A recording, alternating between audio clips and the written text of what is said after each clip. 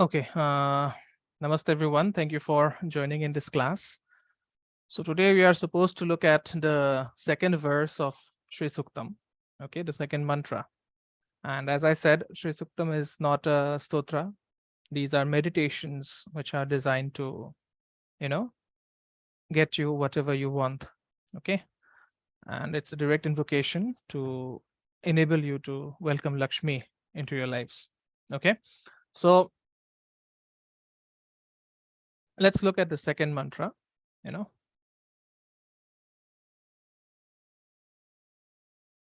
But before we do that, let's start with the daily prayer from the Upanishads. Om Sahana Bhavatu, Sahana Bhunakatu, Sahaviryankara Vavahai, Tejasvinadadhitamastu Ma Vidvishavahai. Om Shanti Shanti Shanti. Okay. So the second mantra, again, it has to be done with a proper swara. Okay.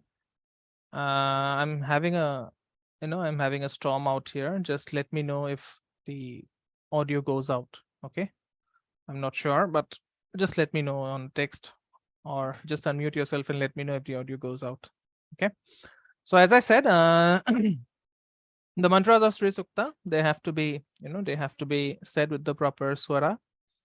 And that is the way to make them work. Okay.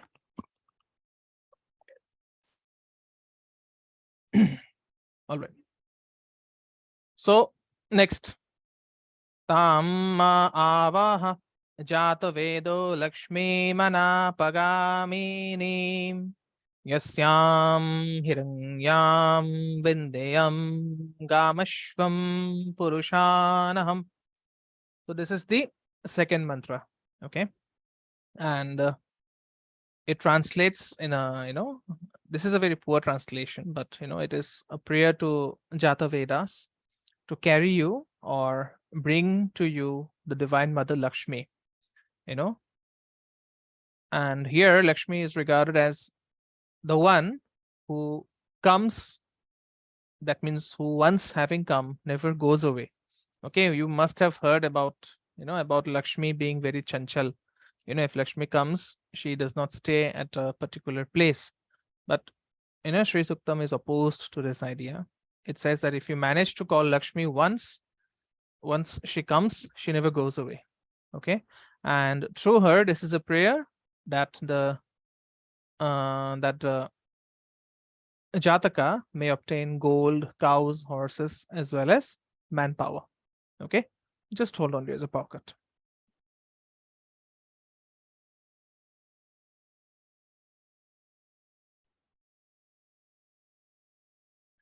Okay. So Tam means to her. Okay, Tam means to her. Ma means to me. Avaha means bring her from every direction in every respect. Okay. Tam avaha. Jata Vedas, it means the omniscient fire. And that is also the most sacred fire presiding over all rituals. Yes. Lakshmi. So this refers to Lakshmi as the god of prosperity, who is endowed with all auspiciousness and goodness. Okay. Anapagaminim, the one who does not go away. All right. Then Yasyam, it is the one in whom. Okay. The one in whom. Yasyam means the one in whom. Okay. This is again Lakshmi, right? Hiranyam, this is gold. Hiranyam is of course gold. Vindayam, okay. This is a word that is derived from the verb vid. Okay, vid means to obtain. Okay, so it is a way that may I obtain. The seeker is calling out Jatavedas that he may obtain. Gam means cows, Ashwam means horses, Purushan means humans. Of course, it refers to manpower as well, and then Aham means I. Right. So this is about material prosperity, external material prosperity, right? Cow is the best gift that you may give as per the Vedas, right? Horses, of course, is for conveyance, and manpower is something that you need for your crops. All right. So this is a prayer where you are telling Jata Vedas that that as you stand between Jata Vedas and the world below, you see a bitter reality, right? And what is that reality? The reality is that the world of humans is filled with anxiety and disappointment, right? And this is something that we all experience. Okay, we say that we know what Lakshmi is, or how Lakshmi works, but we have to make that into reality, a reality for us. And if you have Lakshmi into real sense, you'll not have anxiety, neither you'll have disappointment. Okay. I often tell my, I often tell my, what to say, I often tell my clients that if you want to have more money, be prepared to, to have a lot more anxiety than you usually have. Okay. Because when you bring more money, you don't know where the money is coming from. You don't know the source of that money. Okay. And if you don't know what your source of money is, then it's best to worship a form of Lakshmi, which is called Aghora Lakshmi. Okay. It is known as Aghora Lakshmi. But then what happens is, with the Sattvic Lakshmi, there is no room for anxiety. Even if you have, even if you have millions of dollars lying at home, you'll still be able to sleep peacefully without having to worry about that being stolen. Okay. So we have people working to collect worldly objects, and worldly objects are identified as wealth, and we work hard to protect them, right? But then what happens? No one succeeds in protecting their wealth for a significant length of time. And this we'll see in case of many politicians and businessmen. They make a generation makes a lot of wealth, and then the wealth goes away. It happens. Everyone must have seen this, right? Everyone must have seen this. You must have seen this even in case of your family members. One generation acquired a lot of wealth, and then the wealth went away. It was squandered away. The best example I give is that of there is a BJP leader who is now no more, Pramod Mahajan. You can see what has happened to his family. There was one Congress leader. He was the chief minister of Assam. His name was Hiteswar Kalita.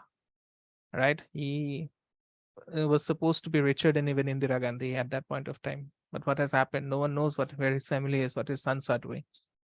Okay. So even if you succeed in acquiring objects, you'll not be able to protect that, right? And what happens? The pain of losing your wealth is much more intense than the pain involved in earning it. And we all have experienced this, right? So this is a prayer to Jata Vedas, that because you have been chosen as a conduit to transmit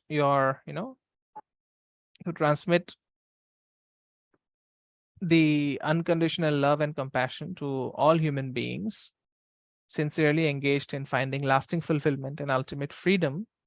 So this is a prayer to Jata Vedas to shed its radiance on all humanity, so that everyone can understand the difference between short-lived prosperity and prosperity that lasts. Okay, it is of then what happened? I did not get that question, Viko. I think he wants to know the story. Anyways, there is a reason why I've chosen this background that I have. This is the symbol of Pisces, where Venus exalts. Okay, so the idea is not to, get wealth. It's not to hoard wealth. Bible often says the love for money is the root of all evil. Does the Bible mean that desiring money is bad? No, it does not mean that. It means hoarding money is the root of all evil. Okay, so it is about spreading love with that money. You can do a lot of things with that money. Okay, and what is Pisces? Pisces means the, giving away. Jane do. That is the reason, Venus exalts in Pisces. Pisces is the 12th house of the natural Kala Purusha chart. Whenever you have a planet sitting in the 12th house, the significations are jane do, cheez ko jane do, let that thing go away from me. I don't care. So what does Venus do in Pisces? It wants to go away. Okay, and how you can, I don't mean that you throw away your money. You have a truckload of cash, you just throw away your money on the street. It's not going to work that way. You have to use it in service. That is the real meaning of Venus in Pisces. That is the reason, Venus exalts in Pisces, because the real satisfaction does not come from hoarding. It comes from a sense of service that you do, that you have towards yourself, because charity always begins at home, towards your community, towards your family, and everyone you know or you don't know, right? Why do you think I'm drinking water? I'm just trying to exalt that Lakshmi so that, my words also resonate with this, with whatever I'm teaching. Okay. So this is a prayer, as I said. The second verse is a prayer to bring Lakshmi to you, who is, of course, the goddess of prosperity and fulfillment. And here, it is a prayer that you, as the seeker, recognizes and embraces Lakshmi as Anapagamini. Okay, Anapagamini stands for prosperity that comes once and never goes away. Okay, and once you embrace Lakshmi as Anapagamini, you have the ability, or you have the intelligence to pass that recognition on to those who doubt their ability to achieve what they need and are fearful of losing what they have achieved. Okay, there is a very simple word in Tantra to describe this state. It is known as Trishna. Okay, it is known as Tishna, basically, not Trishna, Tishna. Okay, maybe, if Guruji permits me, I'll teach you how to get into the state of Tishna. Tishna is a state of being. All right. So this is a mantra which empowers you to capture the recognition that if wealth does not illuminate your mind, does not expand your consciousness, it is not worth calling wealth. Okay, if you call yourself to be wealthy, that wealth which you have, it has to expand your mind, it has to illuminate your consciousness. Okay, that is the reason I often tell people, don't try to fit Shiva and Shakti in your mind. There are people who try to understand Kali as to how she looks. Did you have an experience of Kali? Did you see Kali? How can I fit Kali in my mind? It's not possible. Okay, someone saw that form of Kali, that black form of Kali. They depicted it beautifully, and the same depiction has been going on for centuries. Why is it that the Kali, which appeared to someone else as dark, as fierce, also has to appear to you in the same form? My Guruji always looks at Kali in the form of a lady in a white sari. Kali has never come to my Guruji in that dangerous form. Okay, in that form where the tongue is just rolling out. Okay, for my Guruji, Kali has always been a very peaceful looking lady draped in a white sari. That does not, but she has sindoor over her forehead. Okay, so it's a different experience that everyone will have. Okay, it's a different experience that everyone will have. Similarly, Lakshmi might appear to you as a small girl. The one who taught me Shri Suktam. Okay, to him, Lakshmi always appears as a little girl. For me, Kali always appears as a cat. No matter wherever I go, I'll always see a cat around me. If I'm doing a homa, suddenly a cat will come and and leap on my lap, sit on my lap. Okay, I've always seen Bhairava as a black dog. I've never seen Bhairava in his ultimate form, which is there depicted in a dangerous way, if I could use that word. Okay, every time I felt that I need to see Bhairava, he has always appeared in the form of a black dog. Yeah, it could be. It could be. It could be. Ma Durga could be more fearsome. She could be. She could appear to you as a child. It depends on what form the divine wants to appear before you. Okay, it does not matter whether that form corresponds with the forms that you have seen in temples, you have seen in television, you have seen your grandmother or maybe your mother narrating before you. All right. So it's a very different experience for each one of you. Okay. So this wealth, this shining wealth is compared with Hiranya. Hiranya means molten gold. Okay. And,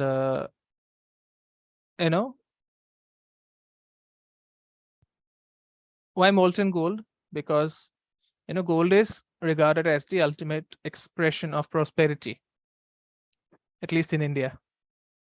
Okay, that is the reason we are very fond of buying gold.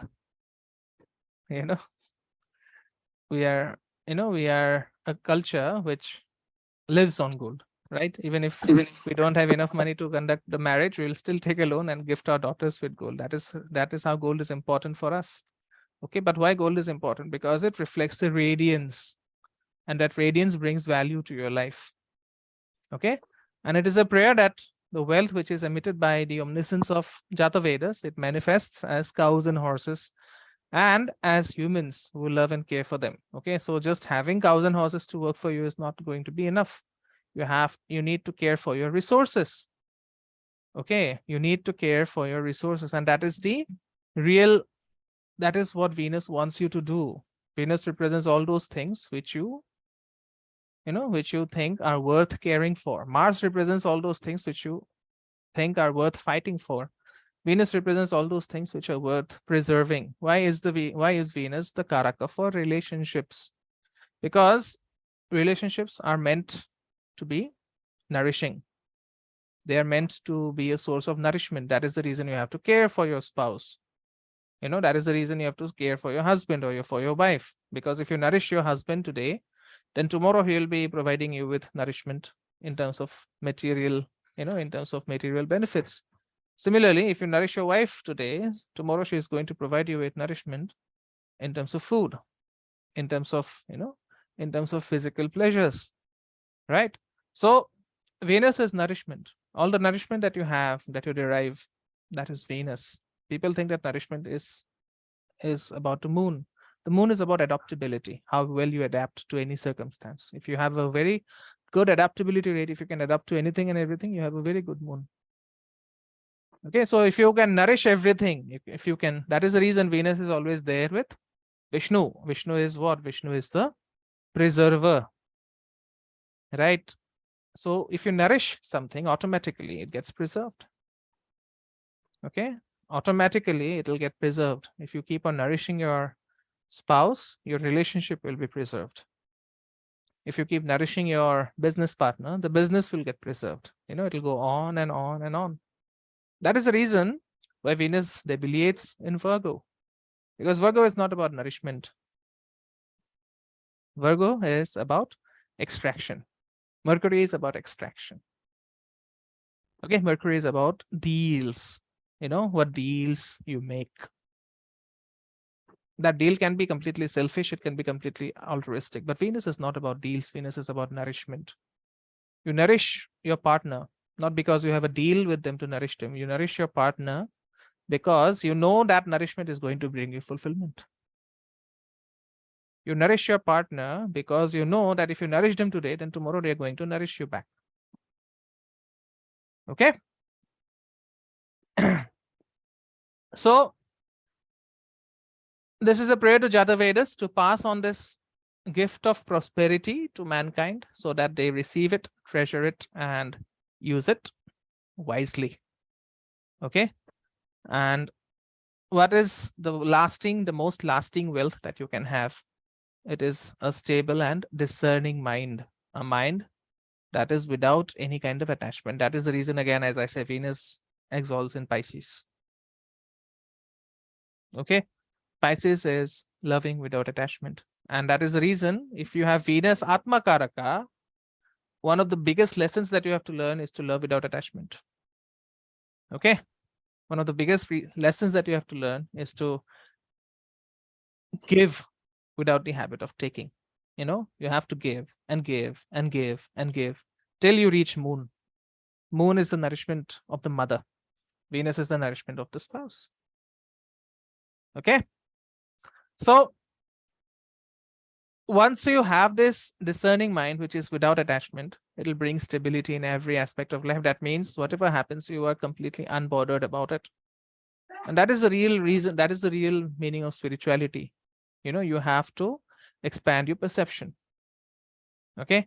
So now you can see everything, why it was created, people, why the divine created everything the way it is. You see perfection in everything. For example, let's take an example of the animal kingdom. There are some animals which are untrainable. You cannot have a pet tiger.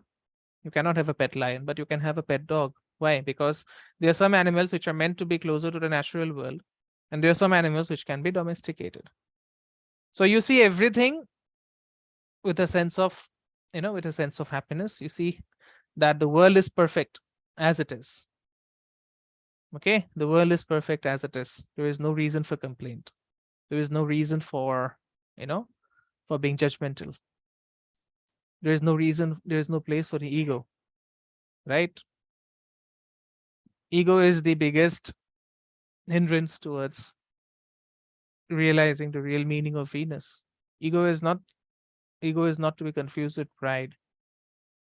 Okay, ego is your problem with the world. If you have any problem with the world, this should not happen, that should not happen, then that is ego. Many people will have a problem, Islam is bad for India. That is ego. Who gives you the right to decide? There's a higher power than you which has decided.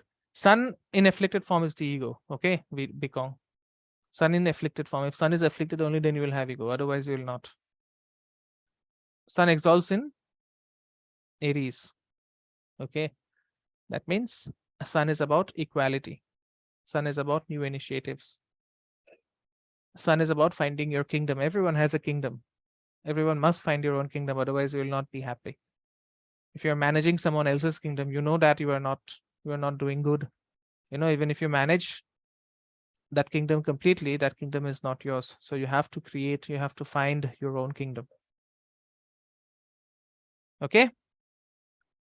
So once you achieve this discerning mind, this stable mind, with the grace of Sri Lakshmi, prosperity, which is very, very stable, will eventually walk into your life. And that is the meaning of this verse. Okay. Any doubts? If not, we can end the class. We have completed the meeting.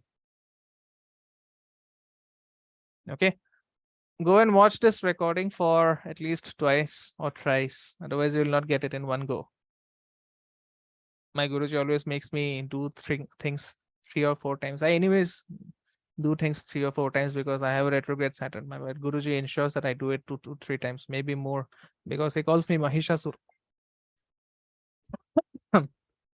Okay, he calls me Mahishasur because I don't get things completely. And I know everyone has the same problem. So if you don't have any questions, we can end it here. Otherwise.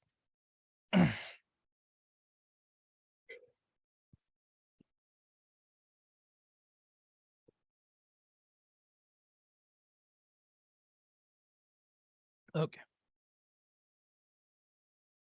All right, then everyone is Mahishasur Bikong. Okay, Mahishasur had the curse. He saw only 10% of what was there. His perception level was only 10% of the entire universe. Of the entire universe, he could perceive only 10%. That is the reason, Venus is also Devi. So Venus, it came and it slayed Mahishasur. Okay, so we need that slap. So I have my supply of slaps. It comes every day from Guruji. And that is the reason, Venus exalts in Pisces, which is ruled by Jupiter. Care.